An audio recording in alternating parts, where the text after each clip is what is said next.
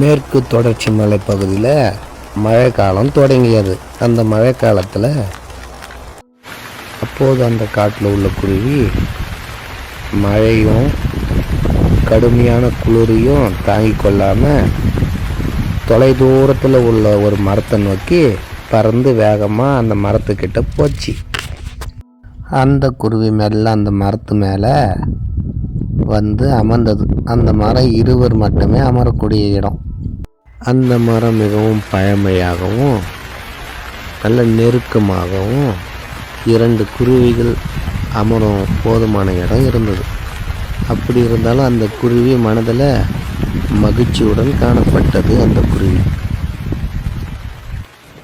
மரத்து கிளையில் அமர்ந்திருக்க அந்த குருவி மழைத்துறல்களையும் அந்த சாரல்களையும் ரசித்து கொண்டே சிறிது நேரம் பாடல் பாட ஆரம்பித்தது.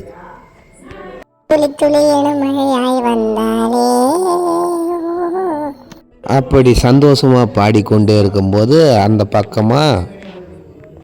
பக்கமாக புறா மற்றும் காகம் சிச்சு குட்டி பறவையும் சந்தோஷமாக விளையாடிக்கின்னு பேசிக்கிட்டு இருந்தாங்க. அதை பார்த்த நம்ம குட்டி பறவை அந்த மழையில் சந்தோஷமாக அந்த 3 பறவையும் சேர்ந்து விளையாடி கொண்டு இருந்தது மகிழ்ச்சியாக பார்த்துக்கினே இருந்துச்சு.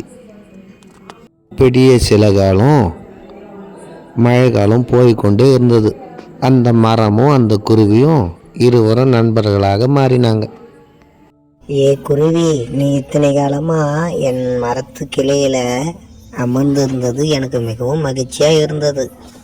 இப்படியே மரமும் குருவியும் சந்தோஷமா இருந்தது. இந்த வீடியோ பிடித்திருந்தா லைக் பண்ணுங்க, ஷேர் பண்ணுங்க மற்றும் நம் சேனலை சப்ஸ்கிரைப் பண்ணுங்க. நன்றி, வணக்கம்.